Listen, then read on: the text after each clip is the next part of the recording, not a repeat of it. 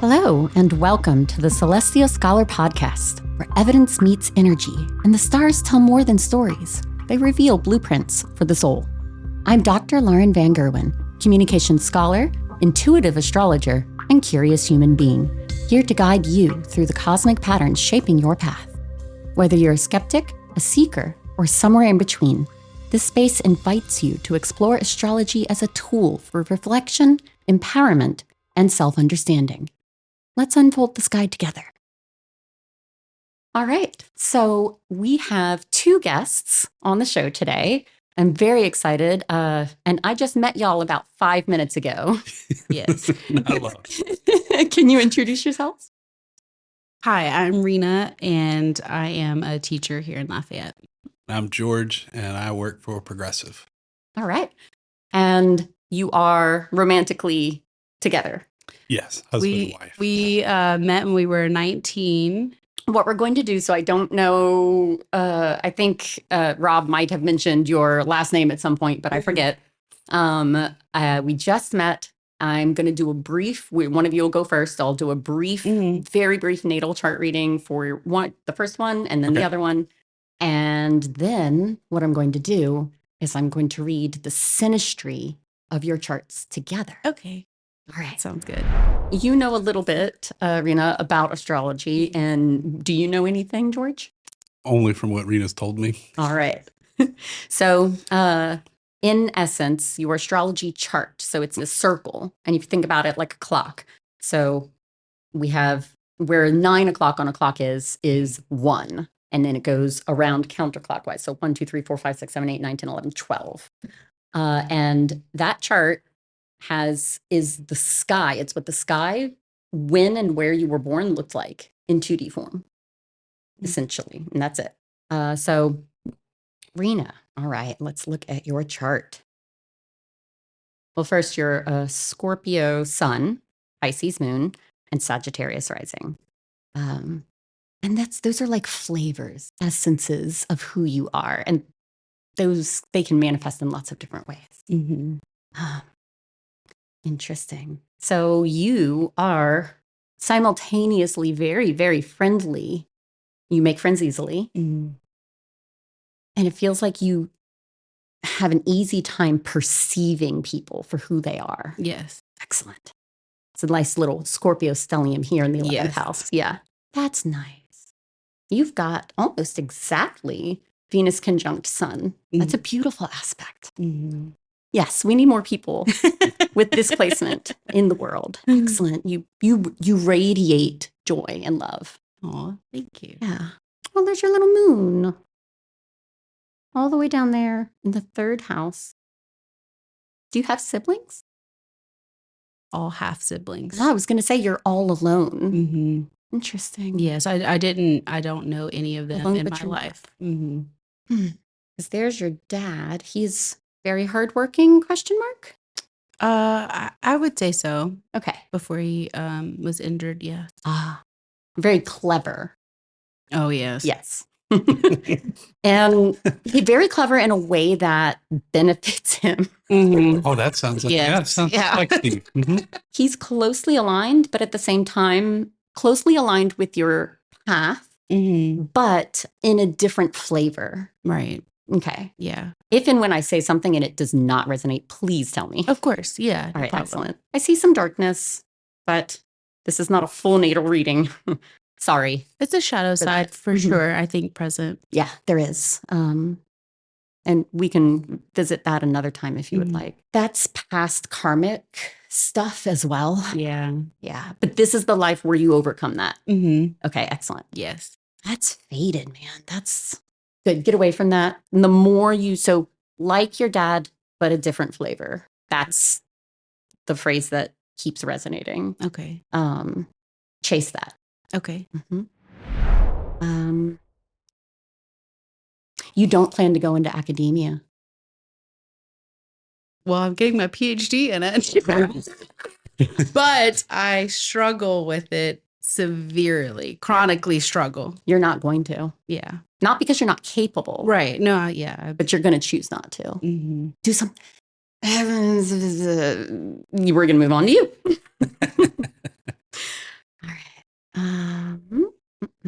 new chart. Nice.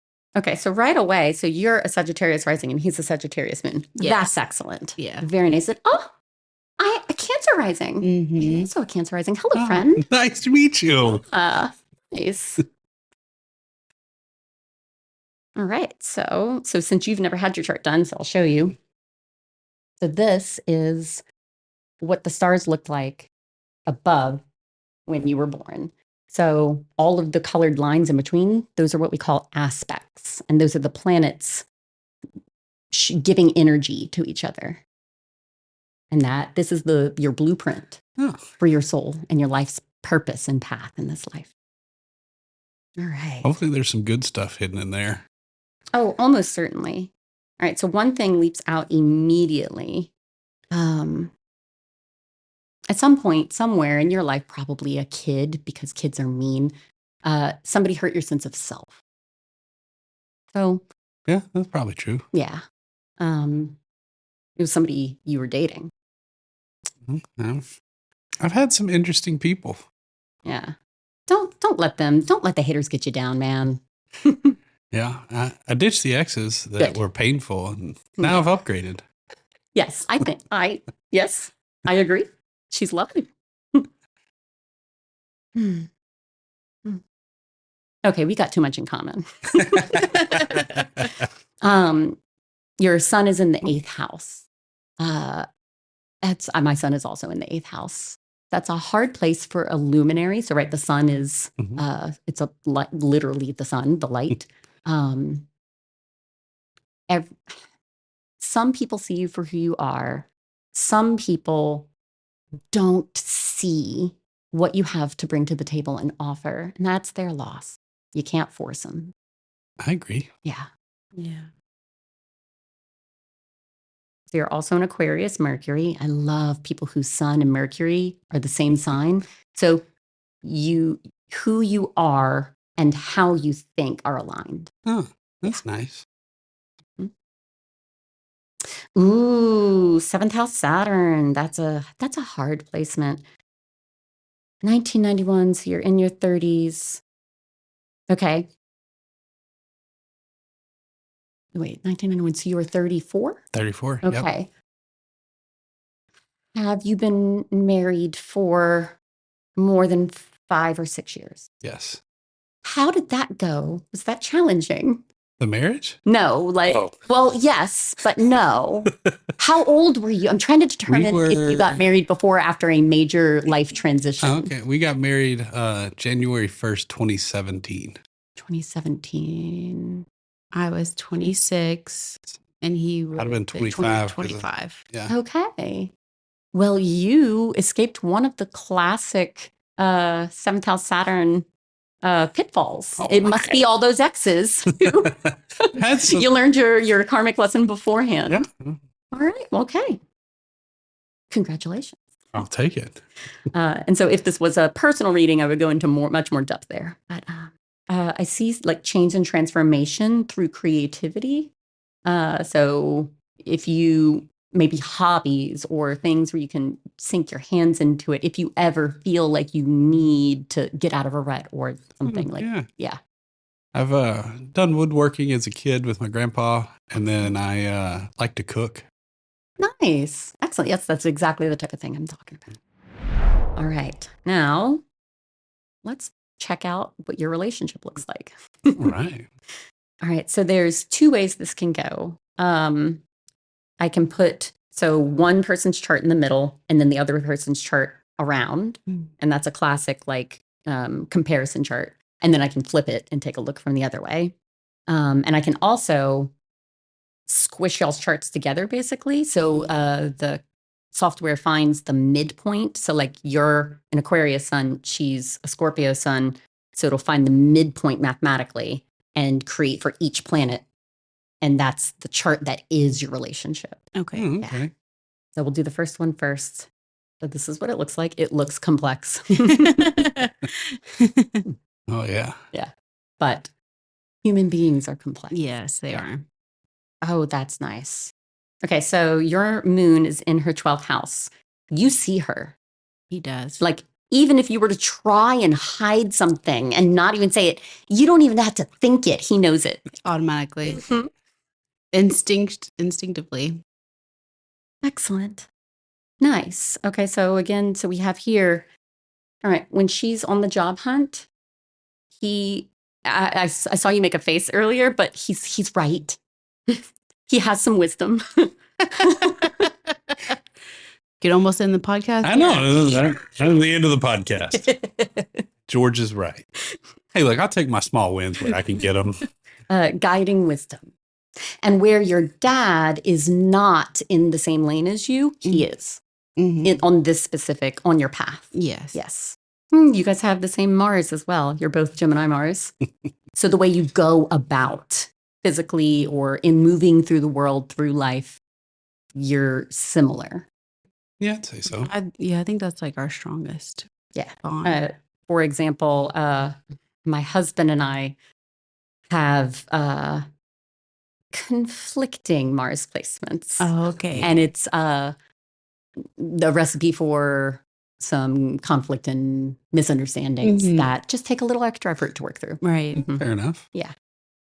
Nice. Your ascendant is in her 7th house, which a lovely placement for a romantic relationship. It's the house of relationships, both romantic and partnerships. Well, it's not the same, but in your composite, in your synastry chart, your goals and your paths are aligned. That's really beautiful. I don't always see that. Right. A comparative example, my husband and I, is another beautiful way, is we're exactly opposite. So y'all have the same strengths and the same kind of caveats. So if you're going to like slide off path, you're going to enjoy doing it together. Yes. Yes. That makes sense. We're both terrible at budgeting. So we're talking about where I was, when I looked at it the other way, talking about how you can give her some good advice on moving towards this path of both of your destinies. She will bring the energy, the luck, the push in a good way to that. Yeah, she's motivated. Yeah. There we go. The motivation. Yeah, she's a motivator. Rena, to your life, she brings this, it's almost artful sense of spirituality. I'd say so. Yep. And you bring this energy into the relationship. And it's not that you don't benefit, he definitely benefits. It's a beautiful thing. Nice. Can you elaborate more on the spirituality part? Yeah. It can be a little unclear at times because there's also like, are you familiar with the metaphor of like a veil and like lifting the veil? Yes. Yeah. So it might be that while you bring that, it's unclear to you, but then together you both, I've never seen, I haven't done a ton of the synastry charts, but I've never seen two people so aligned. Rena's had some other readings done, and it's consistent that we've been together for multiple lives. And there are soulmate markers. Yeah. Yes. We definitely have crossed our paths on other karmic circles or Nice. karmic lives. That's beautiful. A lot of creativity, a lot of just intuitiveness, empathy, Oh, that's Rena. a lot of caring for each other. I think so. Mm-hmm. He brings a lot of caring in a way that I had not experienced as a child and young adult. I mean, it's all good stuff. Love, compassion, walking together. This is beautiful. I'm so happy to have met y'all. Yay. We passed. All right, so we are at time, but we are not done with Rena and George. Visit us in the next episode where they get to ask me questions. Thank you for joining us on this journey through the stars. If something resonated, feel free to share this episode or leave a review to help others find their way here. For personalized astrology readings and soul blueprint sessions, visit me, connect with me on Instagram at celestial_scholar. And until next time, keep listening inward and upward.